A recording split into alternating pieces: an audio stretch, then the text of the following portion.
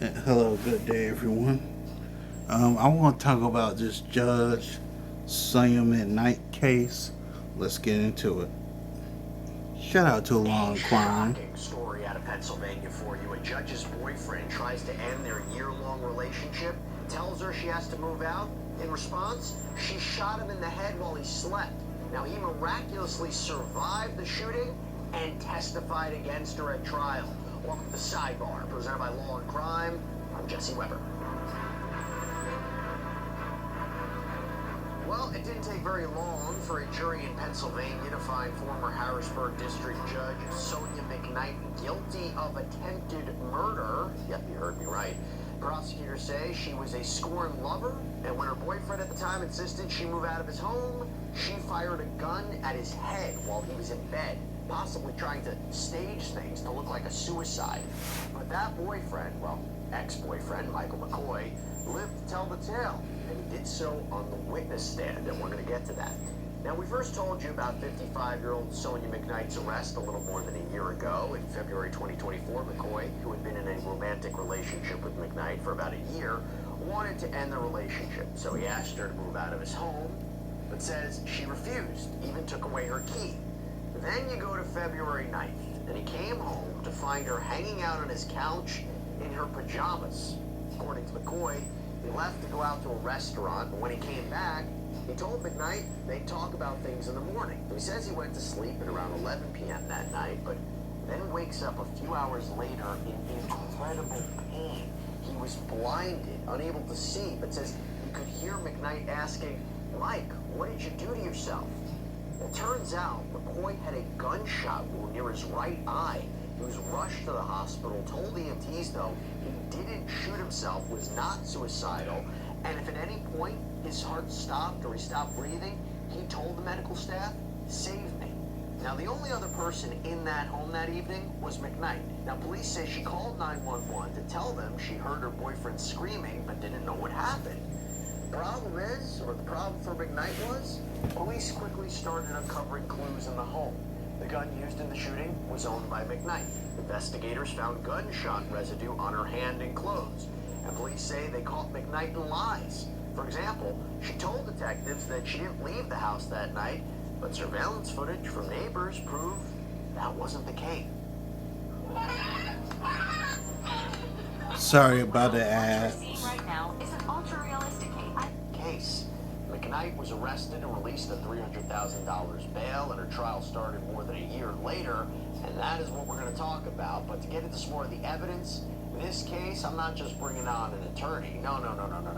I'm going to bring on, for a judge who was convicted of acting quite badly, I'm bringing on right now Judge Brandon Birmingham out of Texas. Judge, my goodness, so good to see you. It is not often we hear of someone in your line of work arrested and charged, but let alone accused of trying to kill someone. Your reaction to that? Well, it was shocking to say the least. And just as you said, every now and then you'll hear about a judge getting in trouble, but for this kind of trouble, attempted murder, handgun to the face, trying to cover it up, lying to the police officers, her story unravels. It was quite a shocking tale. By the way, we'll get into this a little bit more about her, other prior bad acts. We'll get into that. But generally speaking, if a judge gets convicted of a crime, okay, attempted murder, what happens to all those cases that they presided over? Anything?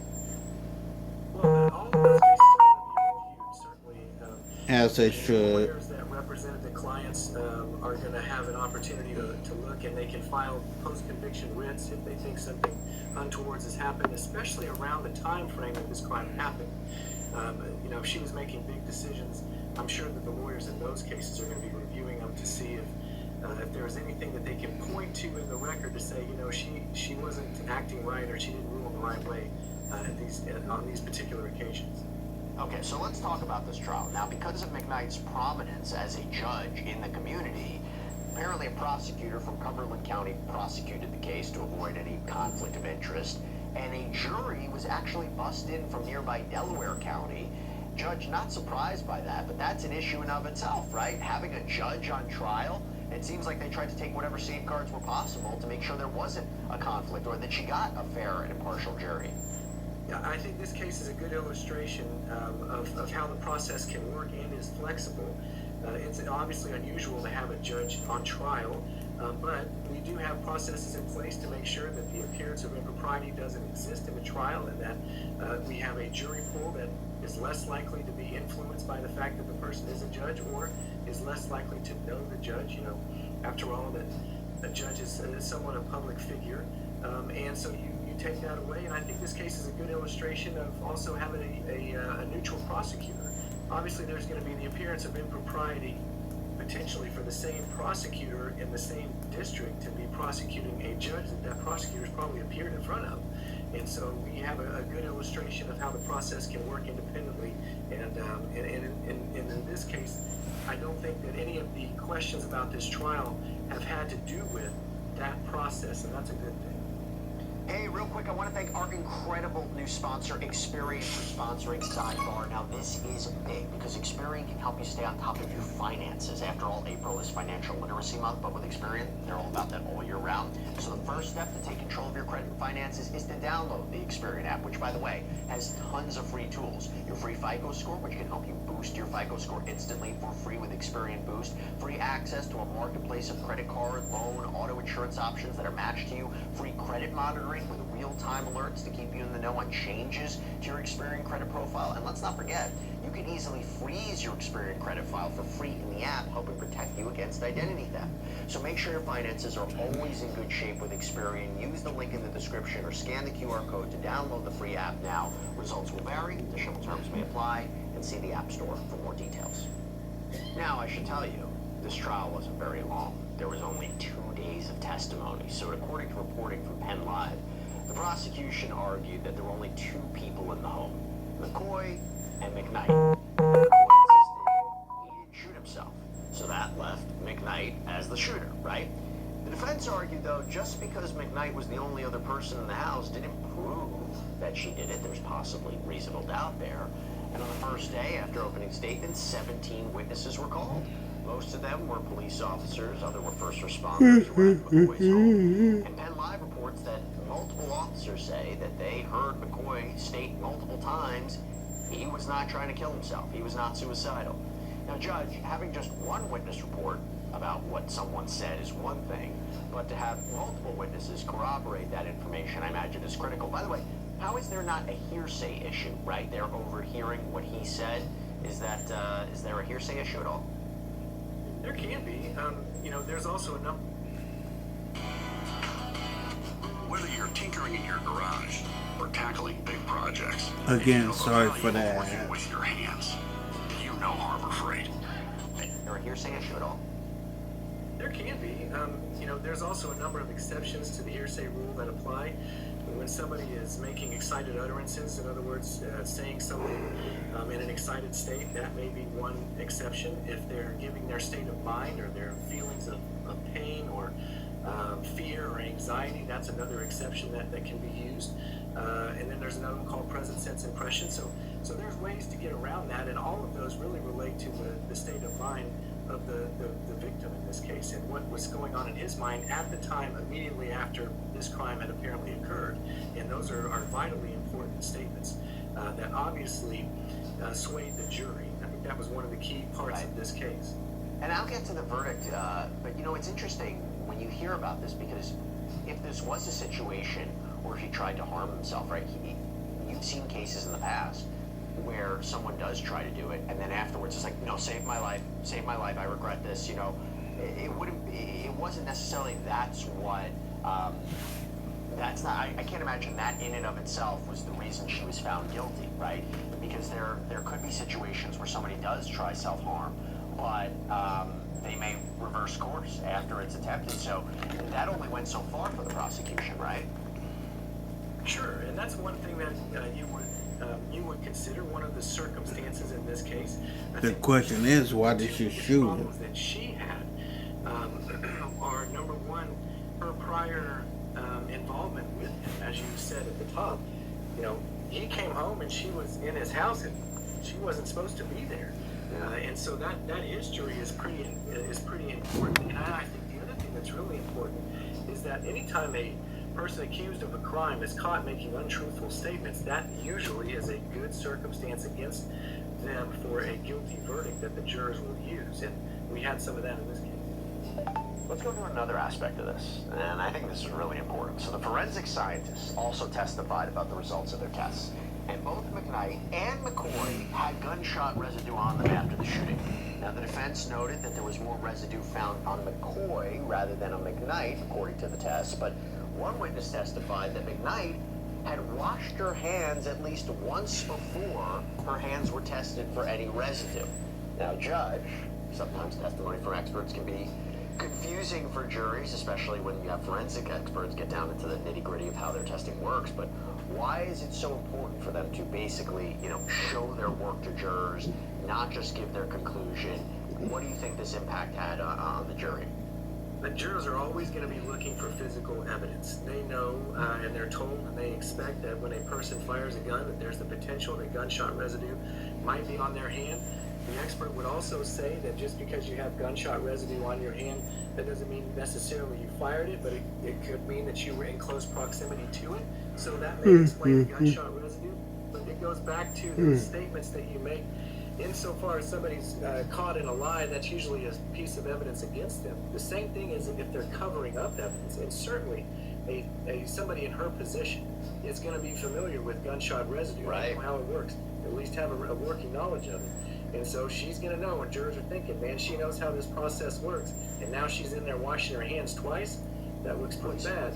Even if she didn't have an understanding of gunshot residue, she knows how evidence works. She knows the rules of evidence, right? She knows, and I have to say, look, I'll be the first to tell you, Judge. Sometimes I look at judges and we forget that they're real people, right? They're held to this position, they're held to the standard, rightfully so. It's an incredible position to have. It's a privilege to have, and I sometimes forget that they're human beings, and it makes me wonder, what she did here.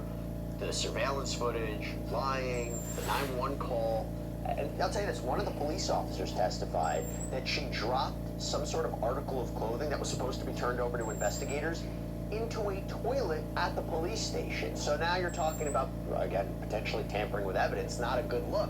But it makes me wonder, how did she think she was going to get away with this? I ask myself that question quite frequently in my line of work. I think it probably stems from something being short-sighted. It probably stems from arrogance. Probably stems from self-preservation. You commit the crime and you try to get away with it. You don't anticipate all of the problems, and so you got to cover up, man. And that's, man, oh man, my courtroom is full of stories like that. So, Mr. McCoy took the stand during the trial. This is big, okay? Now, he had told the jurors that he had been asking McKnight to leave his home every day for a week, and she ignored him. And on the night of the shooting, the last thing that he remembers is McKnight saying to him before he went to bed in the guest bedroom, "Oh, so you're serious?" And McCoy testified that when he woke up in searing pain, he thought he was actually having some sort of aneurysm. He didn't even realize he'd been shot until a paramedic told him. This shooting left him blind in one eye. He's already had 2 major surgeries. An ophthalmologist testified that McCoy would need medical treatment for the rest of his life to maintain the eyesight that he has left. And he told the jurors that when McKnight responded to his screams, he had to ask her to call 911, and she didn't do it right away. And she then, according to him, led him to the furthest bathroom on the 2nd floor of the house. So, Judge, really, really bad testimony. You don't always get a surviving, you don't get a victim to testify, a surviving victim testifying. It's unbelievable. And in this state, to recount what happened is very, very powerful evidence, no? Absolutely. This is through no fault of her own, not a murder case. She tried her very best to make it a murder case. That's what the attempted murder charge is. And, had he succumbed to his injuries, we never would have known about that final statement that she made. "Oh, now you're serious." And boy, once you put it in context with her prior conduct and what we know now happened, it seems like that's the moment in time that maybe she decided what she was going to do. She probably considered it some time before. Obviously, she had the weapon, but maybe that was the moment in time when she realized this relationship is truly over, and that's when she I want to use the word snapped. That's when she decided that she was going to commit this crime. And what a chilling piece of testimony that only comes because he survived. And I imagine the jury seeing him in the state, learning more about his condition, that helps. That helps the credibility aspect of him, right? It's going to help the court craft the sentence as well. This permanent physical disfigurement and permanent injury is going to be a permanent reminder for the victim for the rest of his life. And that's going to have an impact on what the sentence is and the outcome of this case. Oh, absolutely. And it's incredible. I mean, it's a miracle he's alive after something like this. So the idea is not only did she shoot him, not only did she make it clear that she wasn't trying to save him, make sure paramedics wouldn't get there as quickly as possible. But here's the thing. During his testimony, McCoy admitted he didn't actually see who shot him. He said, I can't say who it was. I was blind, but I can tell you who was in that house prior to me going to sleep. The only other person in that house was Sonya McKnight. And once the jury got the case, they didn't deliberate very long. Within 2 hours, they convicted McKnight of attempted murder and aggravated assault. Now, Judge, you think the jury got it right in the end? Did the prosecution prove their case beyond a reasonable doubt? This is a wonderful example of a circumstantial evidence case because we don't have any direct evidence about who actually pulled the trigger. Yeah. The circumstances before the crime, this souring relationship, the character of the defendant, and then the lies that she told and the cover-ups that she tried to make afterwards all convinced this jury beyond a reasonable doubt that she's the one that did the crime. By the way, it was interesting they charged her not only with attempted murder, but assault. So in other words, if the jury wouldn't believe this was murder, attempted murder, they could at least get her for the assault charge, right? Yeah, the assault charge, intent to commit assault or cause serious bodily injury is a lesser charge of attempted to commit murder, at least in some jurisdictions. And really, it's all about punishment. But the jurors are going to look at the location of the wounds. They're going to look at the type of weapon used, how far away was the weapon, and what was the victim doing during the time that the weapon was used. And all of those things would indicate that she had murder on her mind when she walked into that bedroom. You mentioned punishment. Let's talk about that. So according to Penn Live reporters that were in the courtroom when the verdict was read, McCoy bowed his head. McKnight didn't have any kind of reaction. The judge deemed she's a flight risk, raised her bail to $3 million. Sheriff deputies took her into custody, led her from the courtroom in handcuffs. And McKnight reportedly faces between 30 to 60 years in prison when she's sentenced in May. And by all accounts, she's going to have to serve her sentence at SCI Muncie, the only prison in Pennsylvania that houses women. Judge, what's she looking at? What kind of punishment you think? Hey, does learning how to use your camera ever feel like you're trying Again, to solve sorry movies? about that. Well, you're not alone. Do you want your videos to look like this? Well, in just 14 days, we've taught all these people how to do it. She's looking at 30 to 60 years, and I'm not 100% familiar with the statutory scheme there, but I do know that there are certain aggravating factors that a court will take into consideration in a punishment phase, as well as certain mitigating factors, and that's what all punishment phases are about. It helps that in her life she's led a good life. She hasn't ever been convicted of a felony before, and so she has a lack of criminal history that would warrant some mitigation. On the other hand, this seems to be a premeditated crime, a defenseless person that was extraordinarily violent, and she tried to lie to cover it up, and so that's going to hurt her in that analysis. I am curious if something that might hurt her is her past. What do I mean by that?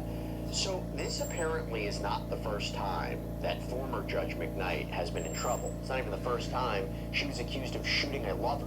So at the time of her arrest, she was actually suspended from the bench without pay. There were claims that she violated judicial probation in a misconduct case in 2020 when she allegedly got involved in a traffic stop of her son. She was acquitted of criminal charges but remained suspended. According to the District Conduct Board of the Commonwealth of Pennsylvania, McKnight violated 7 different rules governing standards of conduct of magisterial district judges. Just all Violations types of included theft problems. time when she allowed employees to take extra vacation days. She also allegedly told her office manager to pretend she never received a civil complaint regarding a loan that she owed. 2019, by the way, McKnight was investigated for shooting her estranged husband in the groin.